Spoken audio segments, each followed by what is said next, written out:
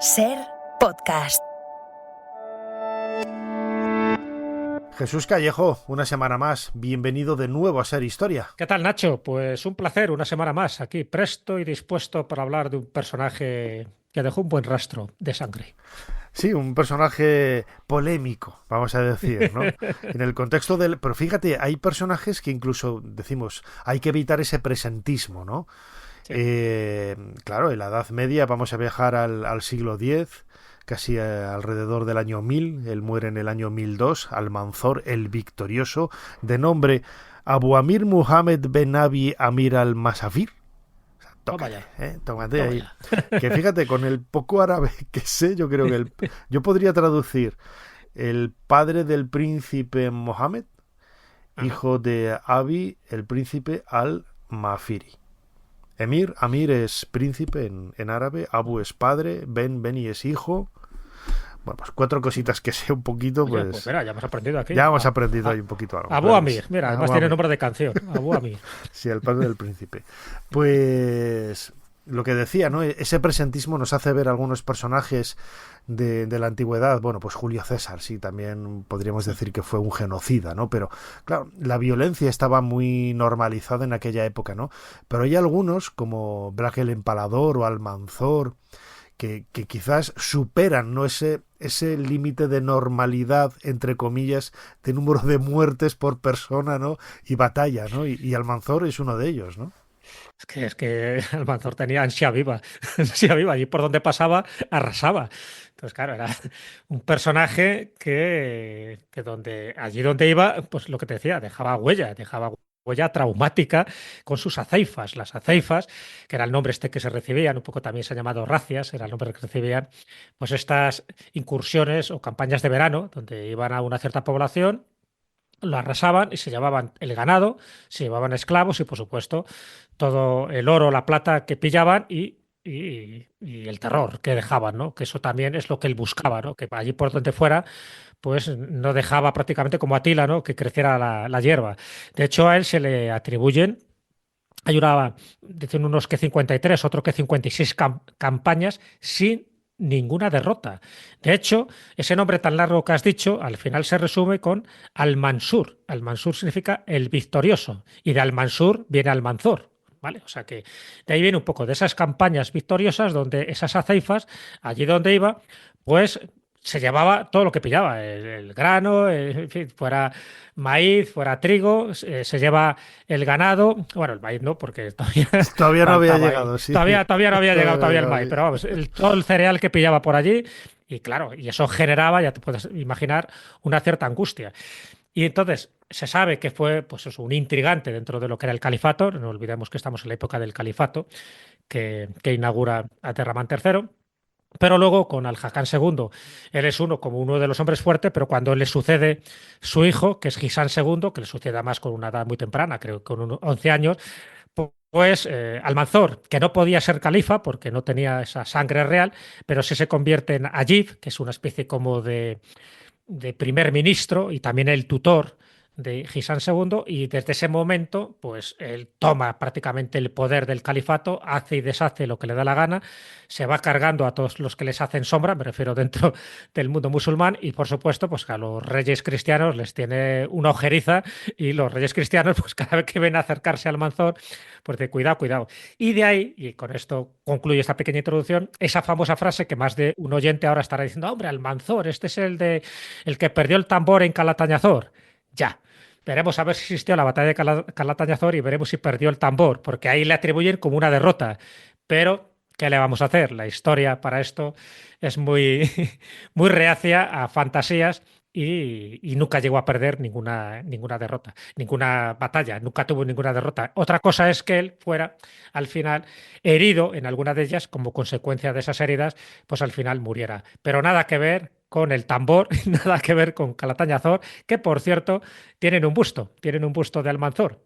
Me imagino porque no conocen un poco todas las tropelías que llegó a hacer, o sí, porque no deja de ser un reclamo también turístico, con lo cual es verdad que Almanzor hay que verle con nuestros ojos, pero sabiendo que era un personaje temible y que prácticamente, te iba a decir no dejaba prisioneros, claro que dejaba prisioneros, dejaba esclavos para llevarlos a su costa y sobre todo para recaudar un poco una fortuna, porque luego sabes que los esclavos eran vendidos. Entonces las arcas imperiales, y en este caso califales, iban aumentando.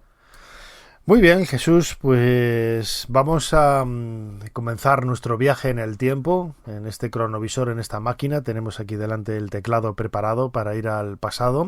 ¿Cuál es la fecha que nos propones en esta ocasión? La fecha es el 10 de agosto del año 997.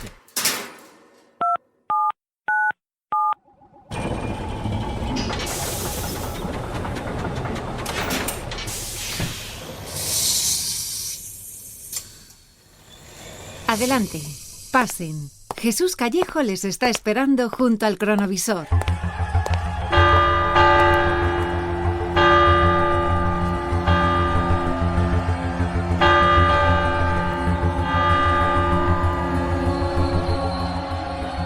Jesús, vamos a ponernos aquí a resguardo porque hay una algarabía y griterío. Imagino que será uno de esos saqueos continuos de Almanzor. Estamos muy al norte por estos nubarrones que veo, ¿no? Casi lloviendo. ¿Dónde estamos? Bueno, en Santiago de Compostela. Antes de que se construyera la famosa Catedral de Santiago de Compostela, pero este es un lugar ya muy importante de peregrinación. Acuérdate que ya un siglo antes ya se había descubierto oficialmente la tumba del apóstol Santiago. Es un lugar donde mucha gente iba y donde van muchos peregrinos, pues hay mucho dinero. Entonces, él ya tenía claro que tenía que llegar a Santiago, lo cual era toda una temeridad, porque no se había llegado nunca tan al norte, ¿no? En estas racias, en estas aceifas musulmanas, pero él, evidentemente, estaba ya como muy crecido en sus campañas, y la expedición, de hecho, es una expedición que comienza el 3 de julio de este mismo año, fecha en la que Almanzor sale de Córdoba, sale allí con su ejército. Está acompañado de sus dos hijos para que diga, venir para acá y aprender cómo se hace una batalla. Pasa por Oporto, sigue subiendo, cruzan el río Miño por Tui, saquean los monasterios de San Payo y de San Cosme y San Damián. Cuando los saquean es que matan a todos los monjes y por supuesto se llevan todo lo que tenga que ver con el oro y con la plata, sean cálices, sean reliquias, sea lo que sea. Y curioso, y esto es muy importante también, porque él no solo va acompañado de su tropa árabe y musulmana, sino que hay huestes cristianas vasallas que le están acompañando en esta campaña, ¿sabes?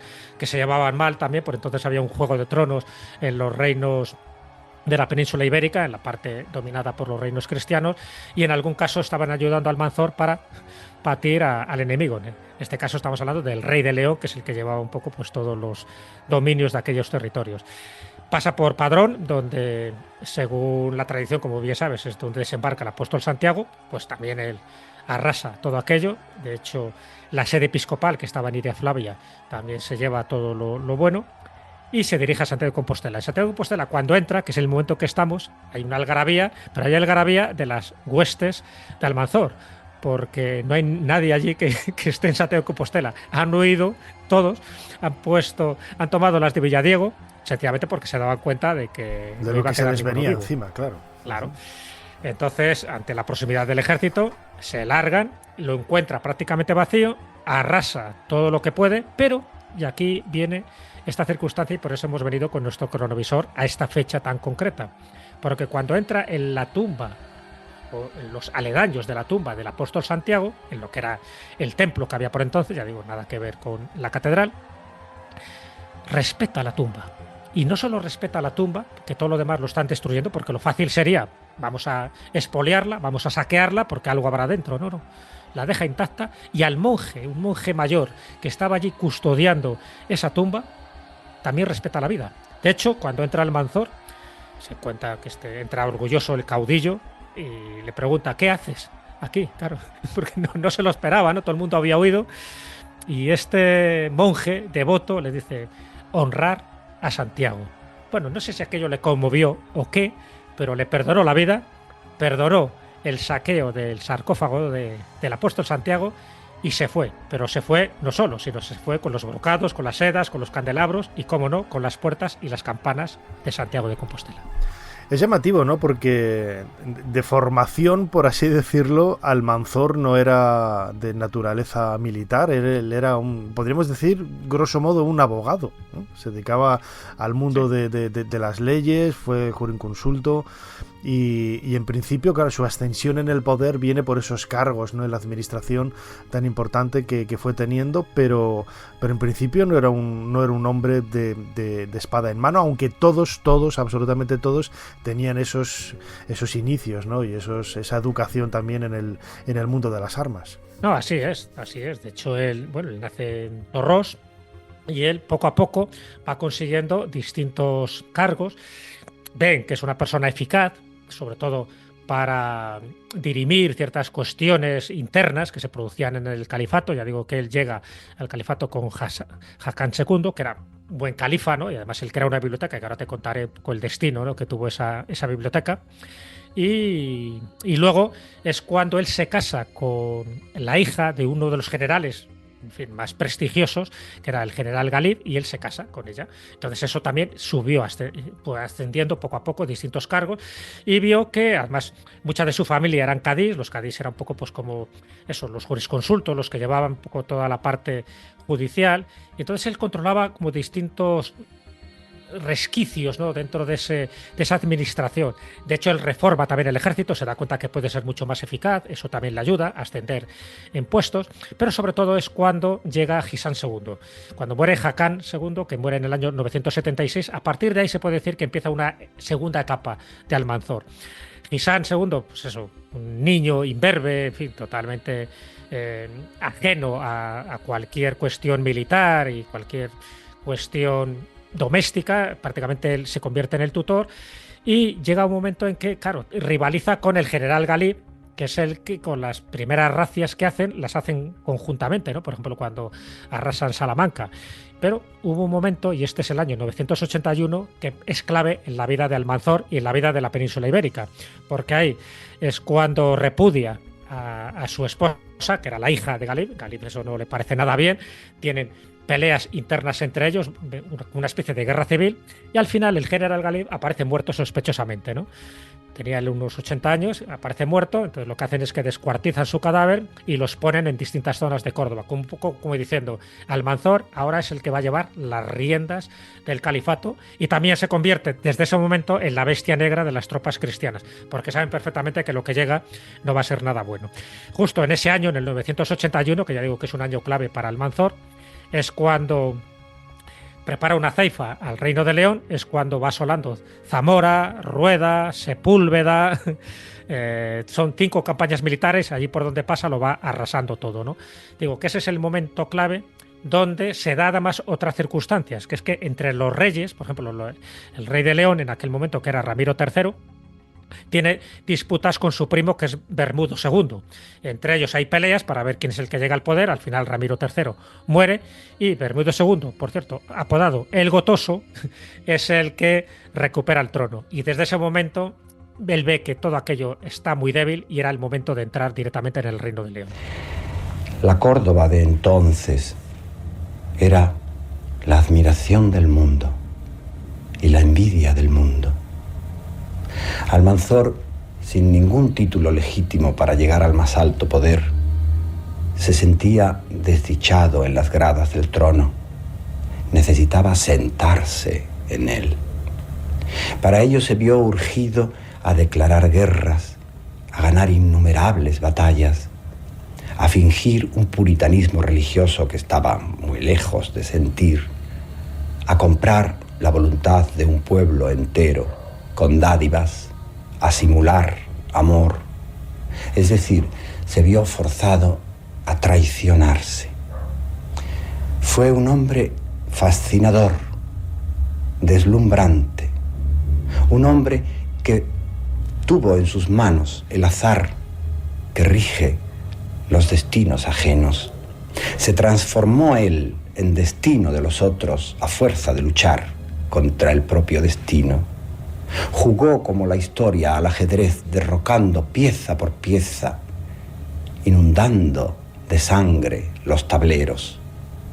Los cristianos de la época personificaron en él a todos los adalides del sur, Lo transformaron en el mito del caudillaje arábigo español. Lo consideraron la encarnación de los terrores de aquel milenio, el azote de Dios, el instrumento de Dios. Y es que la historia, cuando la cuentan los vencedores, está muy mal contada, pero es peor aún cuando la cuentan los vencidos. Hubo una sola cosa que Almanzor ignoró, una sola, que él no era de veras el destino de los otros, que era su apoderado. Difícil aprendizaje para un hombre, porque nadie sobrevive a la tarea para la que nació. Y a Almanzor, cumplida su misión, solo ya en el tablero de ajedrez, el destino, su destino, esta vez, le lanzó el jaque mate.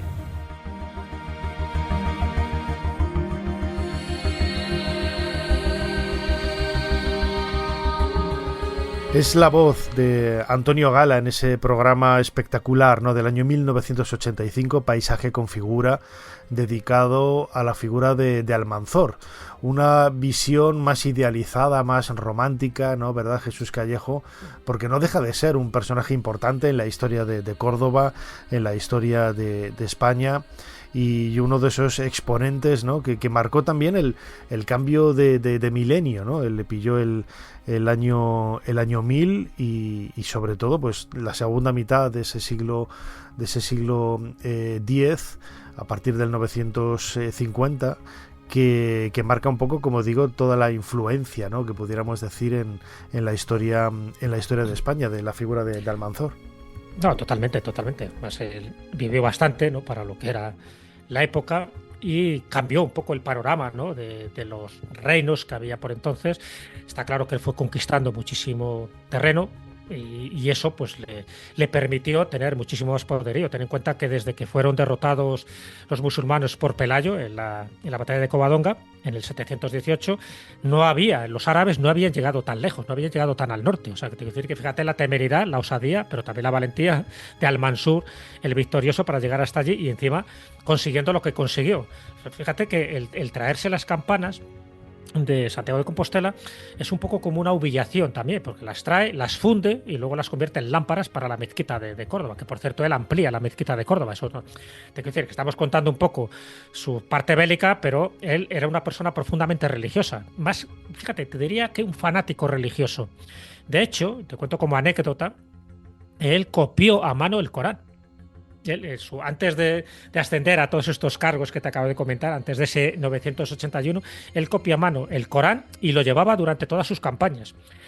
Y además en todas las campañas, te digo que estamos hablando de 56, en las que todas venció, pues ahora te diré más ciudades que fue arrasando, en todas se llevaba siempre un poco de polvo o de tierra de cada lugar. Ese polvillo que quedaba acumulado también en sus botas, que quedaba en su vestido, pero a veces también lo llevaba en las bolsas, es lo que luego él quería que fuera depositado en su tumba, un poco como homenaje a todos los lugares donde él había pisado y donde él había vencido, ¿no? Entonces, como reliquia se llevaba polvo o tierra de cada una de esas campañas, para que veas cómo era, ¿no? Y por otra parte, como era un fanático religioso, en la biblioteca que creó Al-Hakam, este segundo califa, era una biblioteca de 400.000 volúmenes, ni más ni menos, que además estaban en Medina Zahara. Él tenía un poco como de gusa con lo de Medina Zahara, de lo que creó en su momento Abderramán III, y él crea también su palacio, ¿sabes? Su residencia palaciega, que era Medina Al-Zahira. Y Medina Al-Zahira significa la ciudad resplandeciente, que al final fue totalmente arrasada en el año 1009 y prácticamente no queda nada, e incluso se desconoce casi el lugar exacto. Pero para que veas qué ansias de poder, qué ansias de grandeza. Y estamos hablando de un personaje que, según las crónicas, no medía más de 1,50 y era un poco cheposo, pero con una mala leche. El gran complejo de todos los dictadores de la historia. Bueno, sí, o sea, los bajitos, ¿verdad? Lo podemos ver en figuras como Franco, como Hitler, como Putin también, creo que no es muy alto. Gente acomplejada, ¿sabes? Que intenta...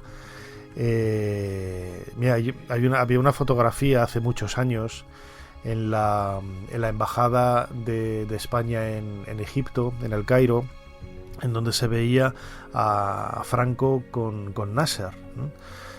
Nasser era un tipo bastante alto y Franco era bastante bajito. Bueno, pues la foto, era un plano picado desde abajo para que no se notara tanto la diferencia de la altura, pero claro, se veían los pies de Franco, y Franco llevaba unas alzas, unos tacones increíbles, ¿sabes? Para no quedar en ridículo delante de la figura de Nasser, ¿no? Ese complejo del tamaño lo seguimos viendo hoy todavía en todos los dictadores.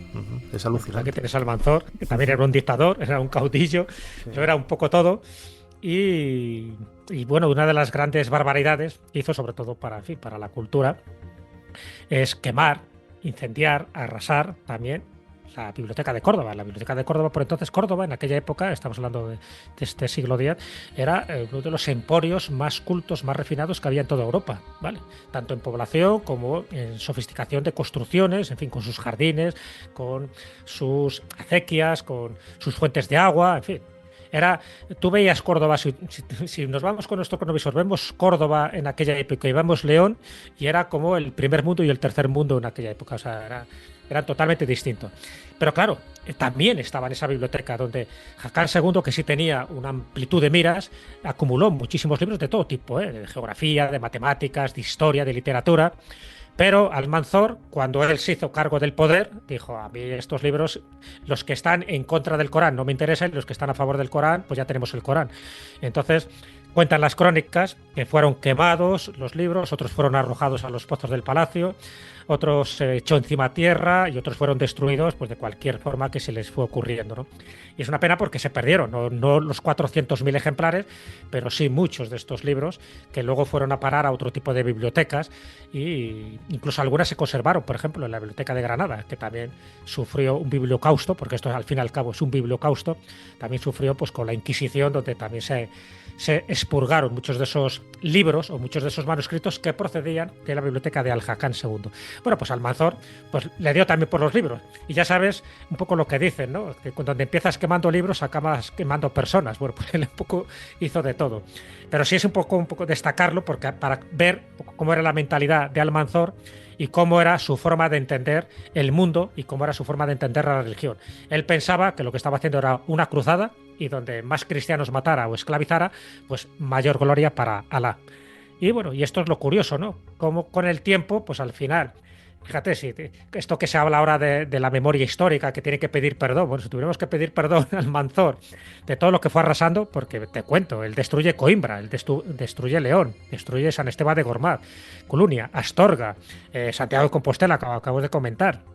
Él prácticamente entra en todos los lugares donde él puede y lo va arrasando con todo lo que condiciona, ¿no?, a las próximas generaciones. Evidentemente, era la historia, era una época bélica muy compleja y es lo que se hacía en aquel momento. Pero eso no ha impedido de que tenga una estatua en Algeciras y que tenga un busto en Calatañazor, que luego ahora si quieres te cuento si realmente se produjo o no se produjo la famosa batalla de Calatañazor. Sí, precisamente, porque lo comentabas al principio, ¿no? Almanzor se caracterizó a lo largo de toda su vida militar, sin ser propiamente un hombre nacido, ¿no?, y formado en ese ambiente militar. Recordemos que se dedicaba más a la administración, en altos cargos, hasta llegar a los puestos más altos de gobierno. Pero sí que existe, ¿no?, la leyenda, ¿no?, de la derrota en algunas batallas, aunque sabemos que por la documentación histórica y los restos que han llegado hasta nosotros sabemos que no perdió nada. Sí que salió herido, ¿no?, en algunas de las contiendas, como también decías, una de ellas que le llevó a la muerte, pero siempre con la victoria por delante. Claro, esto cabreaba mucho a los cristianos, a las tropas, porque ¿cómo puede ser que a este hombre no podamos derrotarle?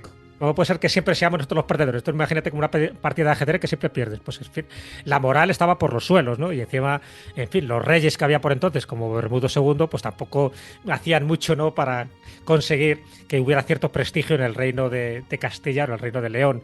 Y bueno, los reinos que había por entonces. Entonces, ¿qué ocurre? Que en esa última, por decirlo así, refriega, porque tampoco eran muchas veces batallas, ya te digo, que eran estas aceifas, estas racias, donde se llevaba de todo. Entonces él va a Nájera, entonces ya considera que una vez que ha ocupado el trono Alfonso V el Noble, tiene un poco también terreno libre para ir a otras zonas. Y las zonas que él va es a La Rioja. Entonces, arrasa Nájera, arrasa San Millán de la Cogolla, en concreto el monasterio de Suso, ¿de acuerdo? Y se pone rumbo a Burgos, donde también pues lo quema. Estamos hablando del año 1000, justo el año 1000. También observa, Nacho, en qué año estamos hablando. En el año 1000, por entonces, en esa mentalidad supersticiosa, religiosa, se pensaba que era el fin del mundo. Y se pensaba que Almanzor era uno de los 4 jinetes del Apocalipsis que había llegado precisamente, pues eso, para expurgar de los pecados del mundo cristiano, porque pensaban que tenía que ser una especie de bestia salida del infierno, un demonio que había sido enviado por Dios, o a saber por quién, precisamente para eso, para ir arrasando. Entonces él pone rumbo a Burgos. En el año 1000 acaba con toda la resistencia militar, pero él enferma. Se ve que en este tipo de refriegas él acaba enfermando, le tienen que llevar en litera, pero claro, no puede llegar hasta Córdoba. Entonces es acosado por la retaguardia, porque claro, están viendo un poco la debilidad, y es donde la leyenda, pero en este caso es un cronista, que es Lucas de Tuy, se inventa, porque además lo dice, en Almanzor en Calatañazor perdió su tambor. Fíjate que lo del tambor es algo que ponen en práctica los almorávides, es decir, que tenemos que esperar casi un par de siglos después y tal. Aquí, en esta época, no se llevaba el tambor como instrumento de guerra, ¿no? para marcar el ritmo de las tropas, para nada. Y esa batalla, que supuestamente, la batalla de Calatañazor, fue en julio del año 1002, porque ya estamos en el año 1002, evidentemente no se produjo. No hay ninguna constancia, y tampoco, por supuesto, que se aliara Castilla, León y Navarra para intentar derrotarles. Pero sí es cierto que, fruto de esas heridas, como no puede llegar hasta Córdoba, paran en Bordecores, que es una población de Soria. Allí ven que no se le puede recuperar y muere. Ahí hay 2 versiones: o bien muere en Bordecores y se lleva el cadáver a Medinaceli, o bien, mal herido, llega hasta Medinaceli y él muere en la fortaleza de Medinaceli, y allí es donde es enterrado, y allí es donde le sucede su hijo Al-Malik. ¿Has decidido algo, amor mío, respecto a la educación de mi hijo? Olvida eso, Aurora. Yo velo por él y por ti. Que se ría, que juegue, que rece, que se divierta con las mujeres de su harén. Es joven aún para mujeres. Para el placer no se es nunca demasiado joven, amor mío. Para la desdicha y la muerte, sí. Él ha nacido rey. Dejémosle serlo de la mejor manera posible. Que reine. Y que me deje a mí, a nosotros, gobernar. Gobernar es la cara amarga de la moneda de oro del poder. No estoy segura, Viamir.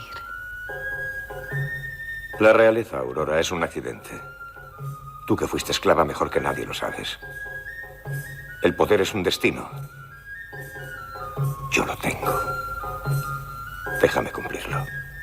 ¿Y no te parece un desafío haber comenzado a construir una ciudad que se llama Zaira, al lado opuesto de Córdoba, del que se halla Zahara, la ciudad del califa? Viamir, nunca te entenderé. El que ejerce el poder ha de tener independencia. Pero el pueblo, los pretendientes, los ministros y sus oficinas, los embajadores, dejarán Medina Zahara y se irán junto a ti.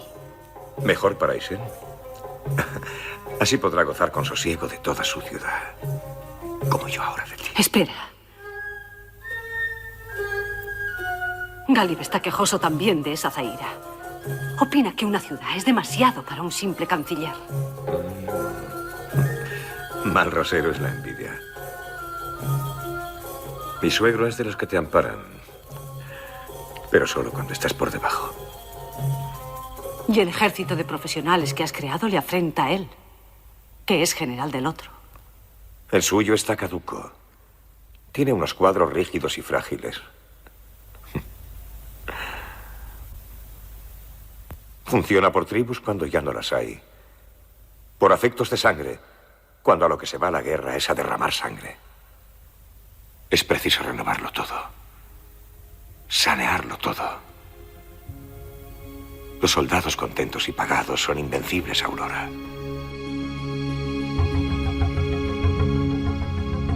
Escuchábamos un nuevo fragmento de ese programa Paisaje con Figura, de Televisión Española del año 1985, dedicado a la figura de Almanzor.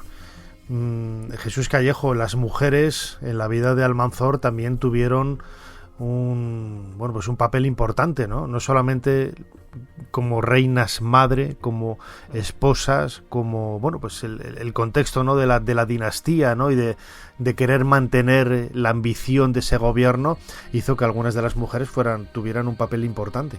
Sí, la tuvo su mujer, que era, ya digo, la hija del general Galib, hasta que le vio que ya no cumplía un poco las funciones que él quería, en fin, desterrar un poco toda esa parte del linaje, y por eso la repudia. Pero hasta ese momento, ten en cuenta que cuando esto ocurre, Almanzor más o menos tendría unos 35 años, es decir, que durante muchísimo tiempo él estuvo influido por la mayoría de las mujeres que estaban en el califato, hasta el punto de que, y esto es un dato muy significativo, ¿no?, en la biblioteca, esta biblioteca hereje que al final es quemada por Almanzor, la bibliotecaria mayor, es decir, la que realmente se encargaba de recoger los manuscritos, de copiarlos, era un equipo de 200 mujeres, ni más ni menos, que se las había seleccionado por su caligrafía. Y la que dirigía a este grupo de mujeres, precisamente para ampliar esa biblioteca hasta 400.000 volúmenes, era Lubna. Lubna, la llaman la Hipatia española. Era un poco como la secretaria del califa, era una gran matemática, estaba versada en todo tipo de disciplinas científicas, y su consejo iba a misa, iba a la mezquita prácticamente, porque se atendía cualquier sugerencia que tuviera que ver con la parte cultural, la parte literaria y la parte científica. Lubna, que ha pasado un poco también desapercibida, y evidentemente también le influyó Almanzor, en este caso a lo mejor precisamente para que hiciera la selección de aquellos libros que a lo mejor había que expurgar, me imagino que con los lamentos de esta mujer. Pero bueno, el hecho es que efectivamente tienes razón, y siempre el papel de la mujer siempre ha sido un papel secundario, pero también muy, muy sensible a la hora de determinar determinadas construcciones. Acuérdate que Medina Azahara, por ejemplo, de Abderramán III, siempre se ha dicho que tuvo que ver pues con ese amor que tuvo con su principal concubina. Y un poco cuando él muere, ya que estamos en esa fase final, para que veas un poco la algarabía que se produce en los reinos cristianos, cuando se entera, ¿no?, de que por fin Almanzor ha muerto, las crónicas son muy, muy significativas, para que veas la inquina que le tenían a este personaje dentro de esa cosmovisión del año 1000, de ese milenarismo, donde se pensaba que el fin del mundo estaba llegando. Hay una crónica de un anónimo monje de San Pedro de Cardeña, que es el cronicón burguense, donde se dice textualmente, no lo dice en latín, pero lo traducimos: ha muerto Almanzor y está sepultado en los infiernos. Y en la crónica silense, que también son importantes, aunque son crónicas posteriores, pero nos dicen mucho, ¿no?, sobre esta época, en la crónica silense se dice textualmente: en el año 13º de su reino, después de muchas y horribles matanzas de cristianos, fue arrebatado en Medinaceli, gran ciudad, por el demonio, que le había poseído en vida y sepultado en el infierno. En fin, este tipo de cosas son las que se decían en los reinos cristianos, pero sin embargo el epitafio que se le pone, que además es enterrado en un lienzo fino, ya te digo, con el polvo de todas sus campañas, el epitafio hecho por sus hombres dice: por Alá, que jamás volverá a dar el mundo nadie como él, ni defenderá las fronteras otro que se le pueda comparar.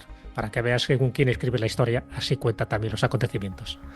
Desde luego que sí, la historia está escrita por vencedores y vencidos, ¿no? Nunca coinciden en ese relato, cada uno lo observa y cada uno lo interpreta desde su punto de vista, defendiendo lógicamente sus intereses y lo que entiende como sus derechos, y esto es un poco la historia de Almanzor, ¿no? Hoy lo llamaríamos genocida. En aquella época pues fue un vencedor victorioso, para otros un criminal, pero bueno, hay que verlo en ese contexto del siglo X a caballo, ¿no? Y con la llegada de ese año 1000 tan terrible para la cristiandad, ¿no? Y la idea de esa venida del fin de los tiempos. Jesús Callejo, crononauta, como siempre, muchísimas gracias una vez más por habernos ayudado a hacer un poquito más de historia. Nos ha sido un placer, como siempre, Nacho, y aquí nos vemos para la próxima semana, bien engrasado nuestro cronovisor.